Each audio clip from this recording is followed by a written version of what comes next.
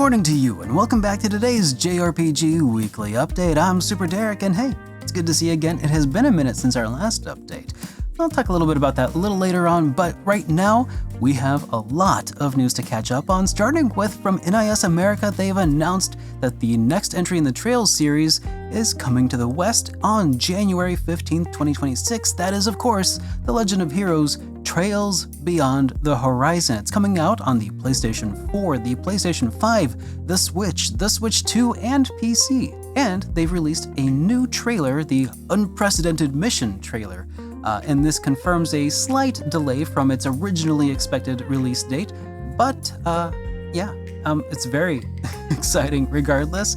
Still probably not going to show the trailer here though, for reasons that I think fans of Trails will appreciate. Now, moving along, a little bit of industry news related to Sony and Bandai Namco. In a major industry move here, it looks like Sony Group is acquiring a 2.5% stake in Bandai Namco Holdings as part of a new strategic alliance, which is kind of something that we've seen a little bit of before. Sony kind of buying a little stakes in other companies, potentially co-create some new content leveraging Sony's productions and distributions with Namco Bandai's IP catalog.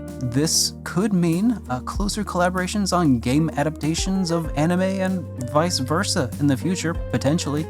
But it's also entirely possible that it could be nothing really in the long run. It could just be diversification in these financially unstable times, which I think we're all kind of feeling right now. And otherwise it's probably just a good move. From Software have announced that Elden Ring is continuing on its juggernaut role. The new standalone expansion, Night Rain, launched on May 30th, has topped over 5 million shipments, both digital and physically sold.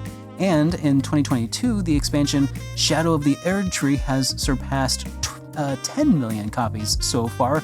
Keeping that momentum, they decided to release a free Duo Expedition co-op update for the Night Rain DLC specifically.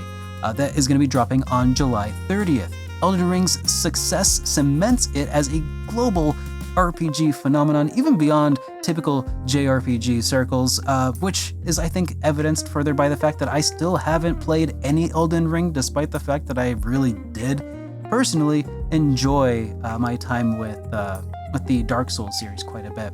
On to something completely different, Game Freak have shared a third trailer for their upcoming Pokemon Legends ZA, unveiling new gameplay features like Rogue Mega Evolutions and Battle Royale style called a ZA Royale. This upcoming title is due out in October on the 16th for the Nintendo Switch and Switch 2, and the trailer has so far sparked a bit of buzz among Pokemon fans, speculating on how Mega Evolutions might be affecting the lore of the story itself that's gonna tell. A cult classic series, Lolipop Chainsaw, is coming back with a brand new game we already knew about though. That was Lolipop Chainsaw Repop. But an additional anime adaptation has also been announced by Dragami Games. Notably, the devs have emphasized that they will be honoring the spirit of the original without excessive creative restrictions in the name of DEI. A comment that has stirred quite a bit of controversy and debate on social media. Juliet Starling's new return under new publishers have fans caustically optimistic and discussing that DEI remark, which is, I think, exactly the intended goal. You're being played, fellas. They're absolutely milking you for all of those rage clicks right now. Fantasy Maiden Wars, Dream of the Stray Dreamer. This is a Touhou project strategy RPG. It was previously Japan only. It is officially coming to the West in 2025 for Switch and PC.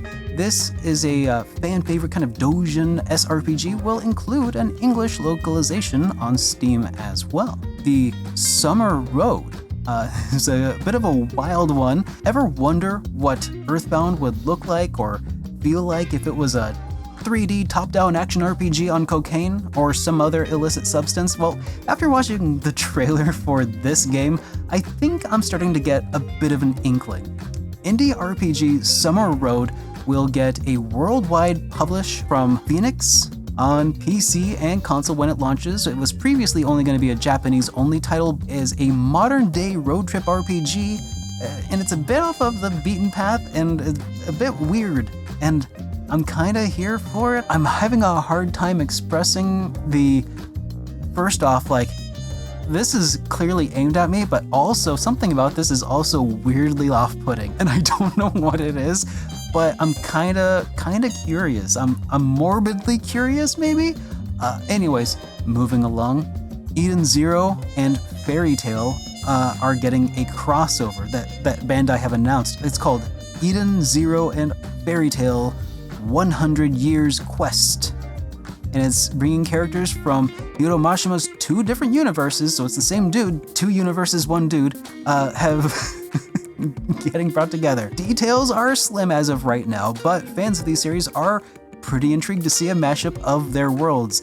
And it's going to be really interesting, I think, from a personal perspective, to see how these 2 different casts of characters who are somehow so oddly similar are going to interact with one another. Now, we have some localizations and release date updates here, starting with this one from Trails in the Sky, the first chapter.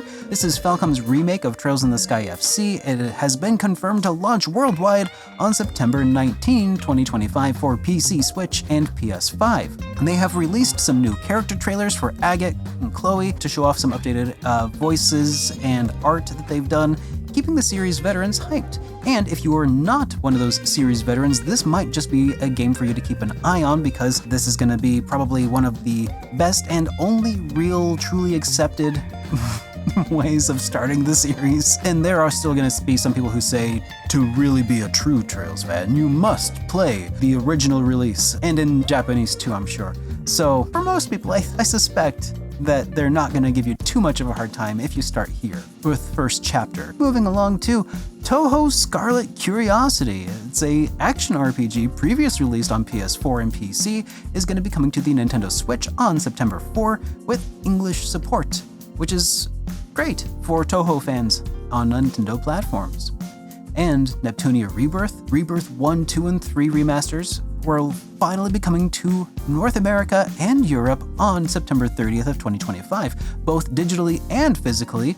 These titles had been stuck in some kind of purgatory after the Nintendo Switch ports were canceled in the West, so this gives some Nep fans at least one way to play the enhanced versions on console. For DLC and updates, we have Atelier Yumia, Tekken getting a crossover DLC. Gust's latest alchemy RPG, that is Atelier Yumia, Alchemists of Memories, got a fun free DLC pack featuring Tekken series costumes. I didn't see that coming, and, well, yeah, I guess, cool, I guess. That's weird and random and off the wall, but cool. Now, moving along, we have some not so cool news from Fate Extra Record.